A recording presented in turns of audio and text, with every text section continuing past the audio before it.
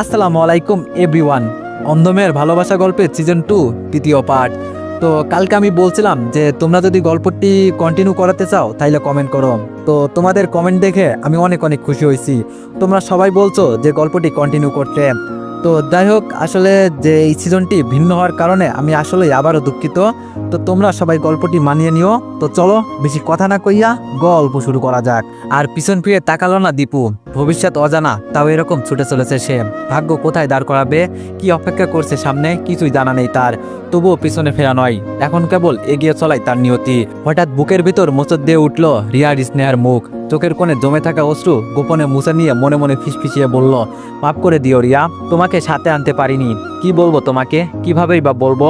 যেখানে গন্তব্যই অজানা, সেখানে প্রতিটা পদক্ষেপ ধোঁয়াশার মতো ঝাপসা। সেখানে কি করে তোমাকে আর ছোট্ট স্নেহাকে নিয়ে এগিয়ে যাই? অভুত্ত রেখেই বা কোথায় রাখবো তোমাদের? মনে একরাশ ভয়, যদি দুর্ভাগ্যক্রমে কাজ না হয়, তবে তোমাদের নিয়ে দাঁড়িয়ে থাকবো কার দোয়েল কুড়ির নিচে? কি খাওয়াবো তোমায়? কিভাবে বাঁচাবো আমাদের মেয়েটাকে? তার চেয়ে তোমরা যেখানে আসো সেখানেই থাকো। অন্তত রাতে মেয়েটাকে বুকে জড়িয়ে নিশ্চিন্তে ঘুমাতে পারবে। আমার জন্য অজানা অন্ধকার টেনে এনে তোমাদের কষ্ট দিতে চাই না। একটানা হাঁটতে হাঁটতে চারপাশের পৃথিবী যেন অস্পষ্ট হয়ে যায়। পায়ের নিচে জমে ওঠা ধুলোকণা, মাথার উপর রুক্ষ আকাশ, সবকিছুর মাঝেও দীপুর চোখে একটু করো আশার দীপ্তি। হয়তো এই অনিশ্চয়তার পথই একদিন খুলে দেবে তার ভাগ্যের দ্বার। হয়তো কোনো এক সকালে সে ফিরে যাবে রিয়ার স্নেহার কাছে, ভরা হাতে ভরা বুকে গর্ব আর ভালোবাসা নিয়ে। দীপু শহরের এক কোণে এসে দাঁড়ায়। তার বুকের ভেতর একদিকে আশা আর অন্যদিকে ভয়। ভয়, যদি না পাই কাজ, যদি আবার ফিরে যেতে হয় সেই নিরন্ন জীবনে, তবে সে জানে আর ফিরে যাবে না। এই শহরেই, এই সংগ্রামে সে হারবে না। তার শুধু একটি কাজের দরকার, যেখানে ঘাম আর পরিশ্রম দিয়ে কিছু পেতে পারে। সকালে স্নিগ্ধ হওয়া যখন অশান্ত আকাশকে কোলে নাই, তখন চা নিয়ে দীপুর রুমে যায় রিয়া। কিন্তু আশ্চর্য, রুম খালি। চোখের কোণে তার অদৃশ্য উপস্থিতির স্পর্শ নেই। বাক্সের উপর অমলিন আলো পড়ছে, কিন্তু দীপু কোথাও নেই। মনে মনে রিয়া ভাবল, হয়তো বাইরে গেছেন, ঘরে বসে বোরিং রাখছিল, তাই হয়তো একটু বাইরে হাঁটতে গিয়েছেন। চা হাতে আবার রান্না করে ফিরে আসে রিয়া। কিন্তু কয়েক ঘন্টা কেটে গেল, দীপুর কোনো খবরই নেই। নতুন নতুন চিন্তা বুকের মধ্যে ভিড় করে বসে। তার চিন্তায় একটি অজানা ভয় যেন দাঁড় বাঁধতে শুরু করে। মানুষটা না জানিয়ে কোথায় চলে গেছে? রিয়ার মুখ থেকে একদমই বেরিয়ে আসে, কালকে ভাবি আর মায়ের কথাগুলো মনে পড়ে। তাদের কটু কথার প্রতিধ্বনি যেন তার মনকে আরো ভারী করে দেয়। কথাগুলো দীপু শুনে নেয়নি তো? সেই কটু কথাই ভীষণ অভিমানে চলে যায়নি তো? হয়তো সেই অভিমানে বুক ভরা কষ্ট নিয়ে কোথাও হারিয়ে গেছে। আমি তাকে কোথায় খুঁজে পাবো? বুকের ভিতর অজানা শূন্যতা তার দেহে ছড়িয়ে পড়ে। চোখের কোণে এক অস্বস্তিকর জলরেখা জ্বলছে ওঠে, যেন এই মুহূর্তেই হারানোর বেদনা সবটুকু সেয়ে ফেলেছে। মাটিতে পায়ের ছাপ ফেলে রিয়া বাড়ির এদিক সেদিক খুঁজতে বের হয়, কিন্তু দীপু কোথাও নেই। দীর্ঘক্ষণ খুঁজে সে বাড়ি ফিরে আসে, তবে বুকের ভেতর একটু তীব্র দুঃখের ছাপ নিয়ে। বাড়ি ফিরে গেল রিয়া। মা এবং ভাবির প্রশ্নের আক্রমণ সেদিন যেন আরো তীব্র হয়ে ওঠে। ওয়ানেক্সের সবচেয়ে বিশ্বস্ত বুকমেকার, যা পিএইচডি এবং সিরিয়া অ্যাপের অফিসিয়াল পার্টনার। এই অ্যাপসে আপনি cricket, football, tennis live match দেখতে এবং তাদের স্কোর ভবিষ্যৎবাণী করে সহজেই অর্থ উপার্জন করতে পারবেন। সেই সাথে বিএমডব্লিউ গাড়ি, আইফোন, ল্যাপটপ এবং আরও অনেক নগদ পুরস্কার জেতারও সুযোগ রয়েছে। এই অ্যাপটিতে আপনি crush crystal, under and over 21 ইত্যাদি গেম খেলে সহজেই আয় করতে পারবেন। আপনি বিকাশ, নগদ, রকেট ব্যাংক, ক্রিপ্টো, পেপল এবং অন্যান্য সহজ পদ্ধতির মাধ্যমে সহজেই আপনার জেতা টাকা তুলতে পারবেন। এখানে আপনি 24 ঘন্টায় 7 দিন গ্রাহক সহায়তা পাবেন। তাই এখনই পিন কমেন্টের লিঙ্ক ব্যবহার করে রেজিস্ট্রেশন করুন, অথবা গুগলে 1x সার্চ লিখে রেজিস্ট্রেশন করুন। আর হ্যাঁ, রেজিস্ট্রেশনের সময় আমার প্রোমো কোড VODO7 ব্যবহার করে প্রথমবার ডিপোজিটে 20,000 টাকা পর্যন্ত পান। স্নেহাকে রেখে কোথায় গিয়েছিলে? দীপু কোথায়? তাদের কণ্ঠে বিষাক্ত প্রশ্ন। রিয়া বলল, তোমরা দিচ্ছ মা, তোমাদের কটু কথায় মানুষটা অভিমান নিয়ে চলে গেছে, তাকে কোথাও খুঁজে পাইনি আমি। ভাবি হেসে তাচ্ছিল্য করে বললেন, আমাদের কটু কথাই নাই রিয়া, ওই ছেলে যে এমন সেটা তো তার মনের অন্ধকারের চিহ্ন।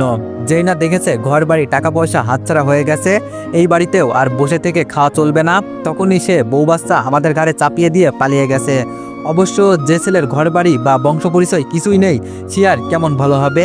ভাবির এই কথাগুলোর মধ্যে তীব্র তাচ্ছিল্যের ছোঁয়া ছিল। মা হঠাৎ গম্ভীর এবং দীর্ঘশ্বাস ফেললেন, আর তারপরেই গম্ভীর হয়ে বললেন, তুই দেখলি তো রিয়া, যার জন্য তুই এত ভালো বিয়ের প্রস্তাব নাকচ করেছিলি, সে তার স্বার্থের জন্য তোদের ছেড়ে চলে গেল। আমি তো আগেই বুঝেছিলাম এরকম কিছু একটা হবে, তাই তো আমি তোকে বিয়ে দিতে চাইছিলাম। কিন্তু তুই কি করলি? একটা বাটপাস ছেলের জন্য নিজের জীবন অন্ধকারে ঢেলে দিলি। মায়ের কথা যেন রিয়ার মনে আরো রুক্ষ করে দিল। সবকিছু ভেঙে পড়লো তার কাছে। মনে মনে ভীষণ অভিমান জন্মালো তার। সত্যি তো তাদের জন্য না, দীপুর জন্যই সে এই জীবন বেছে নিয়েছিল। তবে এইসব কথার মধ্যে এক ধরনের তীব্র সত্য ছিল, যা রিয়া অস্বীকার করতে পারল না। ভালোবাসার পথ কখনো সহজ না, তবে মানুষটা যতটা না উপেক্ষিত হয় তার চেয়ে অনেক বেশি বড় হয়ে ওঠে তার জীবনের যুদ্ধে। এটাই হয়তো জীবন। দীপু চলে যাওয়ার পর রিয়ার চোখে অজানা এক অশ্রু মিশে গিয়েছিল। এখন সে অন্ধকারের মধ্যে একদম একা, এমনকি কেউ তাকে বোঝার মতো নেই। কিন্তু নিজের আত্মবিশ্বাস এখনো ঠিক আগের মতোই অটুট ছিল, কারণ সে জানতো তার ভালোবাসার শক্তি কখনোই কোনো কিছুতে ভেঙে পড়বে না। গ্যারেজের সামনে দাঁড়িয়ে দীপু একটু থামে। গ্যারেজের দরজা স্লেটের মতো কিছুটা খোলা। এক বৃদ্ধ, যার শরীর অনেকটাই ভেঙে পড়েছে, হাতের কাজের হাত গ্লাভসে একটু কাদা মাখানো। তিনি দীপুকে দেখে এগিয়ে এসে বললেন, কি চাও? দীপু সেই কাগজের টুকরোটা দিল। বৃদ্ধ কাগজের দিকে একবার চোখ বুলিয়ে প্রশ্ন করলেন, তুমি কি কাজ করতে চাও? দীপু নির্ভীকভাবে বলল, হ্যাঁ, আমি কাজ করতে চাই। আমি সব ধরনের কাজ করতে পারি। আপনার গ্যারেজে যতটুকু কাজ সবকিছু শিখে নিব। বৃদ্ধ কিছুটা অবাক হয়ে বললেন, তুমি জানো এখানে কাজ অনেকটা পরিশ্রমের। একদিনের কাজের জন্য সারা মাসের বেতন পাওয়া যায়। তবে মনে রেখো, কাজটা শুরুর পর যদি বেমানান কিছু ঘটাও, তাহলে এখানকার লোকেরা তোমাকে আর কাজ করতে দিবে না।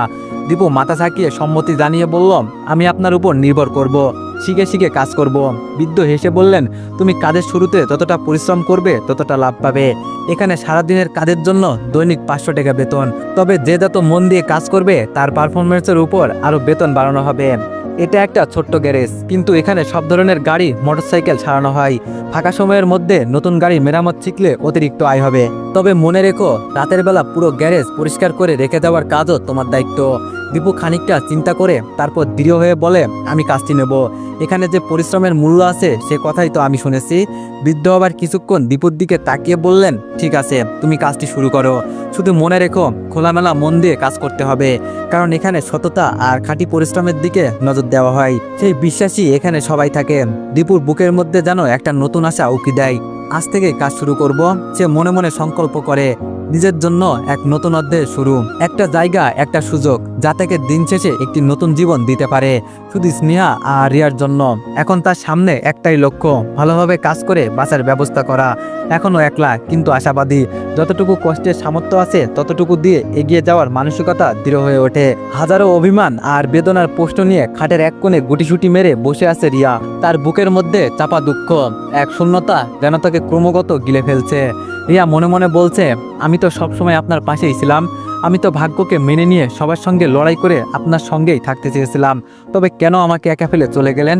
আমাদের মেয়ের কথা কি একবারের জন্য আপনার মনে পড়েনি? তার সমস্ত অভিযোগ, সমস্ত বেদনা যেন ভাষা পেরিয়ে বেরিয়ে আসছে। এমনকি একটু বিশ্রাম না নিয়ে সে নিজেকে জড়িয়ে ধরে তার সমস্ত অশ্রু বিসর্জন দেয়। অধরে চোখের জল গড়িয়ে পড়তে থাকে, যেন এই চোখের পানি তার সমস্ত দুঃখ, সমস্ত বেদনা, দীপুর প্রতি সমস্ত ক্ষোভ এবং হতাশা ভাসিয়ে নিয়ে যাচ্ছে। নিজেই নিজেকে প্রশ্ন করে, কিভাবে পারলেন এটা করতে? এতদিন একটুও কি ভালোবাসেননি আমায়? কিভাবে পারলেন আপনি বদলে যেতে? তবে এইসব প্রশ্নের কোনো উত্তর সে পায় না। সবকিছু যেন মুহূর্তের মধ্যে একটি অন্ধকারে হারিয়ে যায়। তবে বুকের ভিতর যে অস্থিরতা এবং শূন্যতা, তা যেন কেবল বেড়েই চলেছে। এমন সময় স্নেহাকে কোলে নিয়ে পাশে এসে বসে তার মা। নীরবতা ভেঙে পরম যত্নে মেয়ের মাথায় হাত বুলিয়ে দিয়ে বলতে থাকে, মা, আমি ছাড়া আর কেউ নেই তোর। আজ যদি আমি মরে যাই তাহলে কাল তোর কি হবে? তুই তো জানিস 5 দিন যেতে না যেতেই সবাই তোকে তাড়িয়ে দিবে, তোর কাছ থেকে দূরে সরে যাবে। তোর কথায় কেউ ভাববে না, কেউ তোর পাশে দাঁড়াবে না। তুই অন্তত তোর কথা ভাব। নিজের জন্য না হোক, স্নেহার জন্য হলেও এই বিয়েটা করে নে। মায়ের কথায় চমকে ওঠে রিয়া। মনের মধ্যে এক ধরনের শূন্যতা আর তীব্র অস্বস্তি জমতে থাকে। রিয়া বলল, মা, কি বলছো তুমি এইসব? রিয়ার মা বলল, আমি ঠিকই বলছি রিয়া, তুই একবার ভেবে দেখ, রাজি হয়ে যা, তাতে তোর স্নেহার দুজনেরই ভালো হবে। মা হয়তো চাস স্নেহা ভালো থাকুক। মা আরো বললেন, দেখ, ছেলেটার টাকা পয়সা আছে, কিন্তু বিবাহিত। বিয়ের 3 মাস পর স্ত্রী পরকীয়া করে অন্য ছেলের সঙ্গে পালিয়ে গেছে। তবে ছেলেটার বয়স খুব বেশি নয়, তার বাচ্চা কাচ্চাও নেই। তুই একবার ভেবে দেখ মা, তোর তো একটাই পথ, স্নেহার ভবিষ্যৎ। এতে তোদের জন্য কোনো খারাপ কিছু হবে না। রিয়া কিছুক্ষণ নিশ্চুপ হয়ে বসে রইল। তার চোখের কোণে হাজারো প্রশ্ন। তার মনে যেন কিছু একটা ধীরে ধীরে স্পষ্ট হতে থাকে, কিন্তু তাও সে কি করবে সে জানে না। তবে মায়ের কথাগুলো তার ভিতরে এক তীব্র প্রভাব ফেলেছে। তার মন যেন দুটো দিক থেকে টানা স্ট্রাক হাঁটছিল। রাত ক্রমেই গভীর হচ্ছে। গ্যারেজের কাজ ছিঁড়ে অচেনা রাস্তায় হেঁটে চলেছে দীপু। মনে মনে বলল, কাজের তো একটা ব্যবস্থা হলো, এবার যদি একটা মাথা গোঁজার ঠাঁই জোগাড় করা যেত। চোখের সামনে ভেসে উঠল ফুপুর মুখ। এত দূর থেকেও মনে পড়ল ফুপুর বাড়ি তো এখান থেকে বেশি দূরে নয়। হয়তো স্নেহের হাত বাড়িয়ে দেবেন, হয়তো একটু ঠাঁই দেবেন রাতটুকুর জন্য। কিন্তু পরক্ষণেই বুকের মধ্যে উঠল দ্বিধার জ্বর। যাদের মা বাবা ভেবে বড় হয়েছিলাম, যাদের বুকে আশ্রয়ে নির্ভব শৈশব কেটেছে, তারাই যখন দুর্দিনে আমার পাশে দাঁড়ায়নি, আমাকে নিজের সন্তান বলে পরিচয় দেয়নি, তখন ফুপু কিভাবে আপন হয়ে উঠবেন? আদৌ কি তিনি আমাকে একটি কোণার জায়গাও দেবেন? তবুও মনে মনে সাহস সঞ্চয় করলো দীপু। চেষ্টা করে দেখি, যদি আশ্রয় মিললে তো ভালো, আর না মিললে না হয় রাতটা কোনো এক নির্জন স্টেশনের বেঞ্চিতেই কেটে যাবে। এই অচেনা শহরে অচেনা মানুষের ভিড়ে এক পশলা ঘুমেরও যদি একটু জোয়ার আসে, তাও কি কম কিছু? এভাবেই হাঁটতে হাঁটতে পৌঁছে গেল ফুপুর বাড়ির গলি অবধি। রাত তখন বেশ গভীর। এই সময় দরজায় কড়া নাড়া কি ঠিক হবে? মনে মনে দ্বিধাগ্রস্ত হয়ে দাঁড়িয়ে পড়ল। কিছুক্ষণ দাঁড়িয়ে থেকে অবশেষে সমস্ত সংকোচের গ্লানি ভেঙে সাহস করে দরজায় ঠকঠক শব্দ তুলল। কিছুক্ষণ পর ঘুম জড়ানো চোখে দরজা খুললেন ফুপু। আলো আধারির মধ্যে দীপুকে দেখে অবাক হলেন। চোখ কসলাতে কসলাতে জিজ্ঞেস করলেন, কে? নরম কণ্ঠে দীপু বলল, আমি ফুপু, দীপু। ফুপুর চোখে এক ঝলক বিস্ময় খেলে গেল। তারপর গলার স্বরটা কিছুটা কঠিন করে বলল, ও দীপু, কি জন্য এসেছিস বল? শুনলাম তোর বাবা মা তোকে বাড়ি থেকে বের করে দিয়েছে। দীপু মাথাটা নিচু করে দাঁড়িয়ে রইল। লজ্জায় মুখ তুলতে পারল না। নীরব মাথা নেড়ে সম্মতি জানালো। ফুপু একটু বিরক্ত সরে আবার বলল, তা এত রাতে এলি কেন? কি চাস? কাপা গলায় দীপু বলল, একটু থাকার জায়গা হবে ফুপু। ফুপু হালকা দীর্ঘশ্বাস ফেলে বললেন, আমারই তো ছোট্ট একটা ঘর। এক রুমে ছেলে আর পুত্রবধূ থাকে, অন্য রুমে মেয়ে, আর এই রুমে আমি থাকি। তোকে কোথায় জায়গা দিব বল? দীপুর মুখে একটু করে হাসি ফুটিয়ে কিছুই বলল না। ভিতরে ভিতরে হাজার কথা জমাট বাঁধল। মুখ ফুটে একটু শব্দও বের করলো না। মনে মনে স্মরণ করলো সেই দিনগুলোর কথা, যখন এই বাড়ির 3টা ঘর তার জন্য যেন ছিল অফুরন্ত। প্রতিটা দেয়াল যেন ছিল আপন, প্রতিটা দরজা তার জন্য সদা উন্মুক্ত। আজ সেই ঘরে এক মুঠো জায়গারই ঠাঁই নেই তার জন্য। চোখের কোণে অশ্রু জমে উঠল। তবে সেই অশ্রু গোপন রেখে বুকের সমস্ত বেদনা চেপে ধরে দীপু পা বাড়ালো অজানা রাতের উদ্দেশ্যে। শূন্য আকাশে তারার নিচে হাঁটতে হাঁটতে নিজেকে বলল, ভালোবাসা, আত্মীয় স্বজন সবই কেবল সুসময় পর্যন্ত টিকে থাকে। দুর্দিনে মানুষ কেবল নিজেরাই নিজেদের সহযাত্রী। চলার পথে হঠাৎ একটা রাস্তার পাশে পুরনো স্টেশন চোখে পড়ল। এক কোনায় গিয়ে বসে পড়ল দীপু। মাটির উপর মাথা রেখে নক্ষত্র ভরা আকাশের দিকে তাকিয়ে দীর্ঘশ্বাস ফেলল। এ যেন তার নতুন জীবনের সূচনা। আশ্রয়হীন, অচেনা, কিন্তু এই রাত থেকেই শুরু এক দুঃসাহসী যাত্রা। রাত যত গভীর হয় ততই নিঃসঙ্গতা যেন বিষাক্ত হয়ে ওঠে। যেন ঘড়ির কাঁটা নয়, প্রতিটা মুহূর্ত বুকের ভেতর কাঁটার মতো বিঁধে যায়। রিয়ার চোখে ঘুম নেই, শুধু এক দৃষ্টিতে তাকিয়ে থাকে খোলা জানালার ফাঁক দিয়ে আকাশের দিকে। যেন চাঁদকে জিজ্ঞেস করছে, তুমি কি দেখছো না তাকে? কোথায় আছে আমার দীপু? এক একটা শব্দ যেন ধ্বনিত হয় বুকের ভেতর। এই বুঝি দরজায় কড়া নাড়ালো, এই বুঝি মৃদুকণ্ঠে ডাকলো, রিয়া। নিস্তব্ধতা কখনো এমন কষ্টদায়ক হয় জানতো না সে। জেগে জেগে রাত প্রায় রিয়ার চোখের অপেক্ষায় জোয়ার আর মনে অবত্য আকুতি। তার বিশ্বাস অটুট। এই বিশ্বাসের আলোতেই সে পথ চেয়ে বসে আছে। কারারুদ্ধ কয়েকদিন যেমন গগনের দুপুরেও মুক্তির আশায় দরজার ফাঁকে চেয়ে থাকে, আমি তো তেমনই প্রতীক্ষা করি শুধু আপনার ফেরার আশায়। আপনিহীনতা প্রতিটা মুহূর্ত আমার কাছে এক একটা যুগ হয়ে ওঠে। যত সময় যায় যন্ত্রণা ততই গাঢ় হয়। কিছু কষ্ট আছে যা কান্না হয়ে ঝরে না, শুধু বুকের কোণে গুমড়ে কাঁদে চুপি চুপি। এইদিকে নতুন ভোরের আলো ক্রমশ ছড়িয়ে পড়েছে শহরের বুক জুড়ে। সূর্যের প্রথম কিরণ এসে দীপুর চোখে মুখে আলতো করে আছড়ে পড়ল। চোখ খুলতেই এক মুহূর্তের জন্য ভুলে গেল সে কোথায়। তার পাশে ছড়িয়ে থাকা অপরিচিত মুখ, স্টেশনের কোলাহল, ট্রেনের হুইসেল, সব মিলিয়ে বাস্তবটা ফিরে এলো তীব্র চাবুকের মতো। পাশে একটা চায়ের দোকান খোলা হয়েছে। কেউ কেউ রিকশার প্যাডেলে পা চালিয়ে রোজগারের পথে পা বাড়িয়েছে। কারো কাঁধে ঝুলছে লোহার বেসলা, কেউ বালতি হাতে কাজে যাচ্ছে। দীপু ধীরে উঠে বসল। কালকের কাজের পাওয়া টাকা থেকে শুধুমাত্র 1 কাপ চা সাথে একটা পাউরুটি খেয়ে পুনরায় রওনা দিল গ্যারেজের উদ্দেশ্যে। স্নেহাকে কোলে নিয়ে বারান্দায় এসে বসলো রিয়া। আকাশে তখন মেঘের আনাগোনা, বাতাসে এক ধরনের ক্লান্ত। স্নেহার ছোট্ট বুক উঠানামা করছে ঘুম আর কান্নার মাঝের দোচালাতে। তারই ফাঁকে শুরু হয়ে গেল সেই চিরচেনার কথার বৃষ্টি। মায়ের উদ্বিগ্ন কণ্ঠ যেন রিয়ার ক্লান্ত হৃদয়কে ঘূর্ণিঝড়ের মতো ধাক্কা দিয়ে চলল, বিয়েটা করে নে মা, জীবনের নিশ্চয়তার দরকার। এইভাবে আর কতদিন এমন অনিশ্চিত ভবিষ্যতের দিকে পা বাড়াস না। দীপু আদৌ ফিরবে তো? যেই ছেলে দায়িত্ব ভয় পেয়ে উদাও হয়ে যায়, সে আবার ফিরবে বলে তুই আশায় বসে আছিস? রিয়া চুপ, নিস্তব্ধ। সেই চুপটুকুর ভিতরেই যেন কথা জমে আছে। সে জানে কিছু মানুষ বোঝে না, আর কিছু মানুষ বুঝতেও চায় না। বাধ্য হয়ে চুপ করাই তখন সবচেয়ে বড় প্রতিবাদ। কোলের শিশুটি হঠাৎ ক্ষুধায় কেঁদে উঠল। ক্ষুধার কান্না যে কোনো যুক্তির ভাষা বোঝে না। মা উঠে গিয়ে স্নেহাকে কোলে নিয়ে রান্নাঘরের দিকে এগিয়ে গেলেন। রিয়া বারান্দায় বসে থাকলো ঠিক আগের মতোই। চোখের সামনে ভেসে উঠল দীপুর মুখ। না, সে কাপুরুষ নয়, সে যুদ্ধ থেকে পালিয়ে যাওয়ার মানুষ নয়। সময়ের প্রতিকূলতা হয়তো তাকে কিছু সময়ের জন্য দূরে ঠেলে দিয়েছে, কিন্তু সে ফিরবেই। এই বিশ্বাস রিয়ার হৃদয়ে প্রাচীর হয়ে দাঁড়িয়ে আছে। হঠাৎ পিছন থেকে বড় ভাবির বিস্মাকা ছুরির মতো কথা, কি আর করবি রে রিয়া, তোর কপালই খারাপ। তা না হলে এমন জাতকুলহীন, না আছে মা বাপ, না আছে বংশ পরিচয়, না আছে একটা মাথা গোজার ঠাই। সি, এমন ছেলের কথা যদি পাড়ায় ছড়িয়ে পড়ে তাহলে তো আমরা মুখ দেখাতেই পারবো না। রিয়ার বুকটা ধসে পড়ল, কিন্তু মুখটা শক্ত করেই রাখলো সে। সে জানে অন্যায় অপমানের জবাব সবসময় শব্দে হয় না, কখনো কখনো নীরবতা সবচেয়ে বড় প্রতিবাদ হয়ে ওঠে। তার চোখে তখনও জানালার ধারে হয়তো কোনো এক ভোরবেলা সেই প্রতীক্ষিত ছায়াটি ফিরবে এই পথ ধরে। স্নেহার মায়াবী মুখে তখন তার একটুখানি প্রশান্তি খুঁজে পেল রিয়া। হয়তো এই অপেক্ষায় একদিন শেষ হবে, হয়তো সে ফিরে আসবে। রান্নাঘর থেকে আওয়াজ আসছে, স্নেহা আদো আদো স্বরে বাবা ডাকটা বারবার আওড়াচ্ছে। রিয়ার বুকের ভিতর ক্ষত বিক্ষত হয়ে যাচ্ছে। আপনি চলে গেলেন ঠিকই, শুধু আমাকে আর মেয়েকে অবহেলার সাগরে ভাসিয়ে। আপনি কি পারতেন না আমাদের সাথে নিতে? আপনি কি পারতেন না আপনার বুকে একটুখানি ঠাঁই দিতে? আপনি পাশে থাকলে অন্তত এই নরক যন্ত্রণায় ভুগতে হতো না। সম্পত্তি নিয়ে তার ভাই বোনের মধ্যে উত্তপ্ত তর্কের ঢেউ যেন ক্রমেই রুদ্র ও জলস্বাসের রূপ নিয়েছে। কে কতটা পাবে, কে বেশি হকদার, এই হিসাব কষতেই যেন আজ ভাইয়েরা ভাই নয়, বোনেরা বোন নয়, সবাই এক একজনের দাবিদার মাত্র। পাশেই দাঁড়িয়ে আছেন মা বাবা, জীবনের পড়ন্ত বেলায়, যাদের শিরায় উপসুরায় এখনো সন্তানের মুখে হাসি ফোটানোর দুর্লভ স্বপ্ন বেঁচে আছে। কিন্তু আজ সেই স্বপ্নগুলো একের পর এক চুরমার হচ্ছে বাস্তবতার নির্মম আঘাতে। ছেলেমেয়েরা বলছে, এইসব তোমরা বুঝবে না বাবা মা, এটা এখন আমাদের ব্যাপার। হায় রে নিয়তি, যারা নিজের যৌবন নিকড়ে সন্তানের পায়ের নিচে মাটি সাজিয়েছিল, আজ তারা ঠাই দাঁড়িয়ে থাকে অপ্রয়োজনীয় অনাকাঙ্ক্ষিত অভিভাবকের মতো। বাবা একটু হেসে ফিসফিস করে বললেন, তোরা মানুষ হইলি বটে, তবে মানুষ হইলি না রে। মা চোখ মুছতে মুছতে বললেন, শুধু ভেবেছিলাম শেষ বয়সে হয়তো একটা সময় পিছন ফিরে বলবি, মা একটু বসো, গল্প করি। কিন্তু আজ দেখছি বসার জায়গাটা তো দূর, ছায়াটুকু আর দরকার নেই। ঘরের দেয়ালে ঝোলানো সাদা কালো ছবিগুলো যেন আজ ব্যথায় ভারী হয়ে গেছে। ছবির ভিতরে হেসে থাকা ছোট্ট ছোট্ট মুখগুলো কে জানে একদিন তারাই কাঁদাবে সবচেয়ে বেশি। সন্ধ্যার বাতাসে ভেসে আসা মার কান্নার কোনো শব্দ হয় না, কেবল অনুভূতি। একটু চাপা ভাঙচুর এক জীবনের বিনিময়ে গড়া সংসারটুকু। এইদিকে সুরাইয়া বসে অঝরে কান্না করছে। স্বামী কাট গলায় বলে দিয়েছে 10 লাখ টাকা জোগাড় করতে না পারলে যেন ওই বাড়ি না যায়। এইদিকে রুহিরুষা সম্পত্তির এক চুলো ছাড়তে রাজি নয়।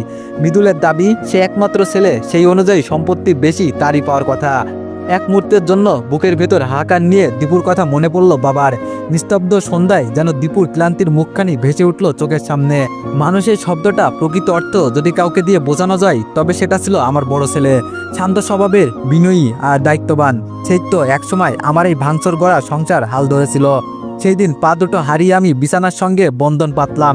ভেবেছিলাম সংসারের চাকা আর ঘুরবে না, সন্তানগুলোর মুখে আর হয়তো ভাত উঠবে না। কিন্তু না, সেই ছেলেটা দিনরাত শ্রম দিয়ে নিজের রক্ত জল করে ভাই বোনের মুখে তুলে দিয়েছিল এক মুঠো ভাত।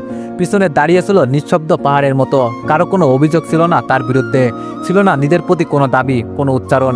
আজ সেই মানুষটার জন্য তোরা এক চিত্রের ছায়াও রেখে দিতে পারলি না। মৃদুল ঠোঁট বাঁকিয়ে বলল, এই শুরু হয়ে গেল আরেকজনের সাফাই গাওয়া। বলছি আমরা 5 জনের পর্যাপ্ত পরিমাণ সম্পত্তি পাচ্ছি না, আর তুমি আরেকজনকে ভাগ দেওয়ার কথা চিন্তা করছো। এই যে 10 লাখ দিতে না পারলে তোমার মেয়ে ডিভোর্সি, তকপা নিয়ে ঘরে বসে থাকবে, সেই খবর কি আছে তোমার? মা দীর্ঘ নিঃশ্বাস ফেললেন, মুখে ব্যথার রেখা ফুটে উঠল। জানি সময় কঠিন, কিন্তু সুরাইয়া তো তোরই বোন, ও একটু বেশি পেলে কি এসে যায়? তার স্বামী ব্যবসা করে উন্নতি করলেই তো তোদেরকে তোদের প্রাপ্য ফিরিয়ে দিবে। তুই দিস না ঠিকই, কাল যদি সুরাইয়া দুঃখে মরে, তখন কি এই সম্পত্তি কাঁধে মাথায় রাখবি? মৃদুল পুনরায় বলল, শুরু হয়ে গেল তোমাদের ইমোশনাল ব্ল্যাকমেল করা। আমারও বাচ্চা কাচ্চার মুখ দেখার ইচ্ছা আছে মা, আমারও সংসার সাজাতে হবে। এখন বোনের দিকে তাকিয়ে তো আর নিজের সংসারের জলঞ্জলি দিতে পারি না। সুরাইয়া এবার বোনদের কাছে এগিয়ে গেল, গলায় করুণ আকুতি। তোদের তো টাকা পয়সার অভাব নেই, তোরা এত সম্পত্তি নিয়ে কি করবি বল? আমার সংসার এখন ভাঙনের মুখে, একটুখানি সাহারা পেলে আবার সব গুছিয়ে নিতে পারি। তোদের ভাগটা আমায় দিয়ে দে না রে।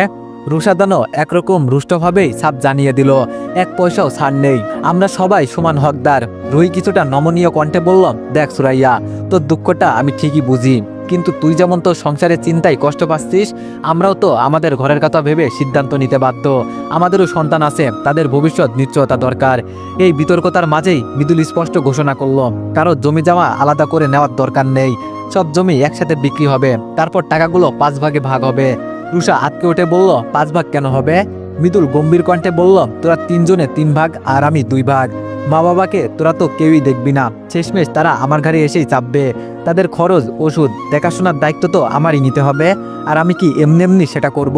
বাবা চুপচাপ বাসের চৌকিতে বসে থাকলেও তার চোখের কোণে ধীরে ধীরে জমা হচ্ছিল অনুতাপের কুয়াশা। চোখের সামনে বড় করা 4টি সন্তান, যারা আজ মা বাবার দায়িত্ব বোঝা ভেবে গলায় কাঁটা তুলে রেখেছে। বুকের ভিতরে জমে থাকা দীর্ঘশ্বাসটা কেমন জানি হঠাৎ গলায় আটকে গেল। তাদের ছোটবেলায় কতবার না খেয়ে নিজের ভাগটা তুলে দিয়েছিল, আর সেই সন্তানরাই আমাদের বোঝা ভাবে। মা চুপচাপ বাবার পাশে এসে বসে পড়লেন, বললেন, শুনলেন কি বলল? মৃদুল বলছে আমরা নাকি তার ঘাড়ে চেপে বসবো, তাই 2 ভাগ দাবি করেছে। বাবার গলাটা ভার হয়ে এলো, দীর্ঘশ্বাস গড়িয়ে পড়ল ঠোঁটের ফাঁক দিয়ে। নিজে না খেয়ে তাদের খাইয়ে মানুষ বানাইয়া বড় করলাম, আর তারাই আজ আমাদের বোঝা ভাবছে। রাত 10টা, দিনভর কঠোর পরিশ্রমের পরে গ্যারেজের মালিক দীপুর হাতে 500 টাকার একটি নোট বাড়িয়ে দিলেন। টাকার দিকে কিছুক্ষণ নির্বাক দৃষ্টিতে তাকিয়ে থাকলো দীপু। এই 500 টাকার টুকরোটি যেন তার কাছে 5 কোটি টাকার সমান মনে হলো। এ যেন শুধু টাকা নয়, এক মুঠো স্বস্তির 2 বেলা আহারের নিশ্চয়তা। দীপু মৃদু এসে বলল, স্যার আগামীকাল গ্যারেজে আসতে আমার একটু দেরি হবে। কথাটা শোনা মাত্রই মালিক কটমট ছড়ে বলে উঠলেন, এই তো একদিন কাজ করলেই 3 দিন উধাও। কাদের নিয়ে যে কাজ করি, কাদের কোনো হুঁশ নাই। আমারই দোষ, দিনের টাকা দিনে না দিয়ে যদি মাসে দিতাম তাহলে বুঝতে এমন পালাই পালাই করতে হতো না। তুমি তো কাজের শুরুর দিনেই বলেছিলে স্যার আমি পারবো, তাহলে এখন এই গা ঢেকা দেওয়ার মানে কি? দীপু নিচু স্বরে বলল, আমি পালাতে চাই না স্যার, এই চাকরিটা আমার বেঁচে থাকার শেষ ভরসা, খুব দরকার আমার। মালিক ভুরুকুচকে বললেন, তাহলে কাল? দীপু বলল, একটু গ্রামের বাড়িতে যেতে হবে, আজ রাতেই রওনা হব, তবে চেষ্টা করব কাল 12টার মধ্যেই ফিরে আসতে। মালিক ঠোঁট বাঁকিয়ে বললেন, তাই বলো, তাহলে কাল 500 না 250 পাবে। এই কথাটা শুনে মুহূর্তেই দীপুর মুখ কালো মেঘে ঢেকে গেল। 250 টাকায় যে কতটা পারবে? রিয়ার মুখে এক মুঠো হাসি আর স্নেহার দুধভাত সবই তো ওই কয়টা টাকার সঙ্গে বাঁধা। দীপু কাতর গলায় বলল, না স্যার, আপনি আমার বেতন কাটবেন না, আমি চেষ্টা করব 9টা বা 10টার মধ্যে গ্যারেজে হাজির হতে। দীপুর কণ্ঠে অনুরোধ নয়, ছিল এক ধরনের ক্লান্ত আরতি। দীপু বলল, আমি কথা দিচ্ছি স্যার, কাল দেরি হলেও কাজ পেলে যাব না, গ্যারেজে ঠিকই হাজির হব। মালিক কিছু বললেন না, চোখ সরিয়ে নিলেন। দীপু জানে ওনার উত্তর না দিলেও অনুমতি মিলেছে, আর তাই একরকম দৌড়ে গ্যারেজ ছেড়ে বেরিয়ে পড়ল। রাত তখন অনেকটা গড়িয়ে গেছে, রাস্তায় বাতিগুলো মিটমিট করে জ্বলছে, ঠিক যেমন তার আশা মিটমিট করে জ্বলে ওঠে আর নিভে যায়। কালকের 500 টাকা থেকে সকালের নাস্তা, দুপুরের আর রাতের ডাল ভাত খেয়ে আর মাত্র 200 টাকা আছে। এক হাতে 700 টাকা, অন্য হাতে চেনা ভাঙন। এই শহর যেন প্রতিটি আলোতে লিখে রেখেছে, বাঁচতে হলে হাল ছাড়লে চলবে না। একটা পুরনো বাসের পেছনের সিটে গিয়ে বসে পড়ল দীপু। মনের ভিতরে এক অদ্ভুত অনুভূতি ভরে উঠল। কোলে স্নেহা, পাশে রিয়ার চোখ, এই ছোট্ট পৃথিবীটাই যেন তার রাজ্য। তো এভরিওয়ান, নেক্সট পার্টের জন্য অপেক্ষা করো। ধন্যবাদ।